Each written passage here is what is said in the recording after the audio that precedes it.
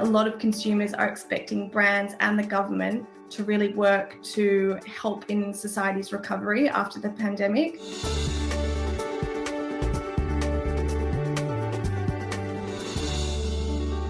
Welcome to Fast Forward, where we're discussing the impact of the pandemic to help UK businesses plan for the future.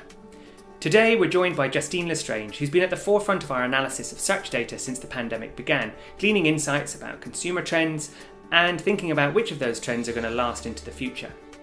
We started by discussing how she even approaches the challenge of making sense of all of the data. We obviously saw a lot of consumer change right at the beginning of lockdown. So then it was a case of going in every week and looking at what the fastest changing terms were over Google and YouTube platforms.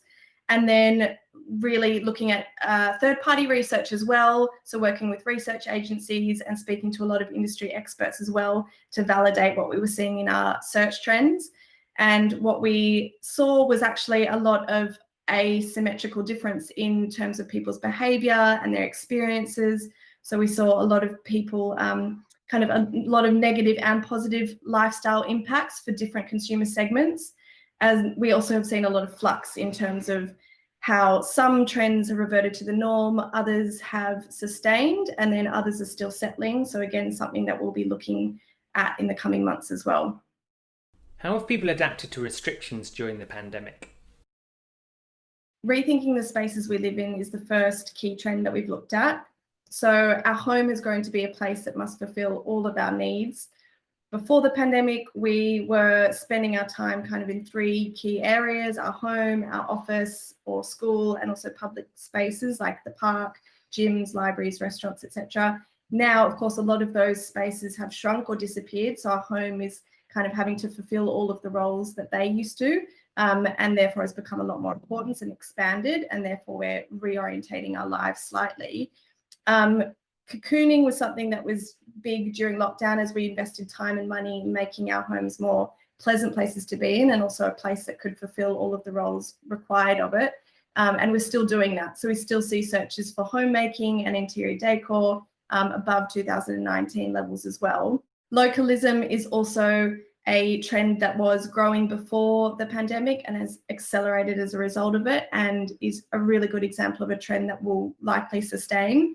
A lot of people were buying more and more from local businesses, especially when it came to food and beverage products before the pandemic.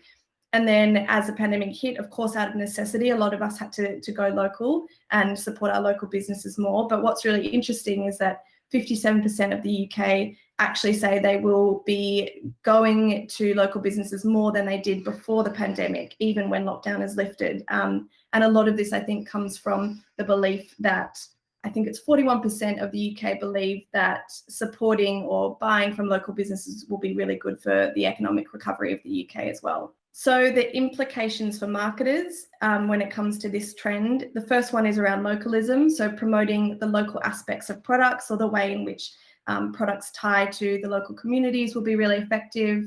Cocooning is something that's still happening. So focusing on the way in which products enhance our homes and help facilitate enjoyable moments within them will also be really important. And as well as this inspiration. So a lot of people do talk about how it is, Groundhog Day every day, and they are looking for inspiration. So providing inspiration in terms of meal ideas, leisure activities, home ideas will also be really effective as well. How have people's experiences differed? What's really interesting is that 3 in 4 people in the UK have actually said that their well-being has been impacted by the pandemic. And half of these, it's been positive, and for half of these people, it's been negative. So for those that have been positively impacted, a lot of it has been to do with the way in which they have a lot more time. So they have time to spend on things that are important to them, like their general well-being, their sleep, exercise, eating well. And a lot of people talk about the way in which they've loved spending more time with their partners or their children. So this is kind of a really nice aspect in terms of how people have been positively impacted. We've seen increasing searches for organic food, for vitamins as well, as people are really trying to guard against the virus, but also just enhance their general well-being. And actually 30% of people in the UK say they are actually trying to eat more healthily as a result of the pandemic. We've also seen, of course, we all know that online workouts have become extremely popular, and a lot of this has been happening on YouTube as well. And we've also seen that outdoor exercise has become popular. So a lot more people are walking, cycling, running, and we see search activity for Fitbits and activity trackers also a lot higher than last year, as people kind of take up this new outdoor exercise habits. Mental health as well. So we've seen a really big step change in mental health and people searching for it on Google as well, which is a positive thing in that it's a lot more, we're having a lot more public dialogue about it in our work spheres, in our personal spheres, but obviously the flip side of this is because people are feeling more stress and more strain as a result of the pandemic, which kind of brings me to the next point, which is that half of those people that have experienced a change in well-being actually say that it's been negative. And a lot of this is driven by being isolated, lonely, not being able to see friends and family, or putting up with financial or health stresses as well, kind of combined with all of this.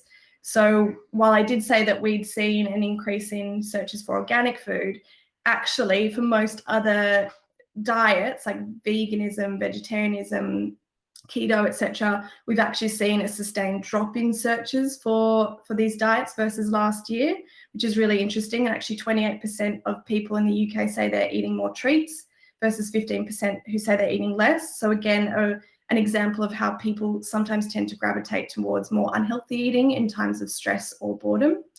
And while we also have seen, of course, more people exercising online and also outdoors, actually, if you look at the whole UK, the step count has decreased 20 to 30%. So people are on the whole less active. And if you ask them, more people say that they're exercising less than that they're exercising more.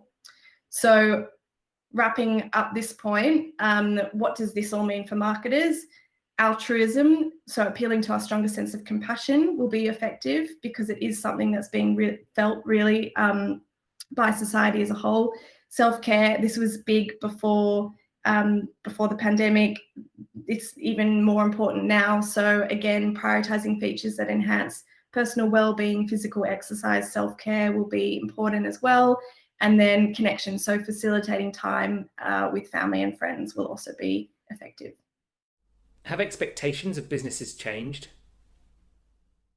As a result of accelerated e-com, we've actually also seen accelerated expectations for the online shopping experience. So we've seen increased searches for live chat service, virtual try-ons, next day deliveries, apps as well, as consumers look for a more seamless shopping experience. So when it comes to sustainability, we have seen an increase in searches for ethical brands, and a lot of consumers are expecting brands and the government to really work to help in society's recovery after the pandemic. And actually 55% of people in the UK say that the way in which a brand helps in this time will influence whether they buy products from that brand in the future. We do, as well as this, see that a lot of consumers are being negatively financially impacted. So we see an increasing in searches for discount codes and for best value, and a lot of consumers talking about wanting to trade down to cheaper brands and certain products. So this is having a slightly negative impact on sustainability focus for some people. And we do see slightly lower levels of search activity around single-use plastic, zero waste, carbon footprints.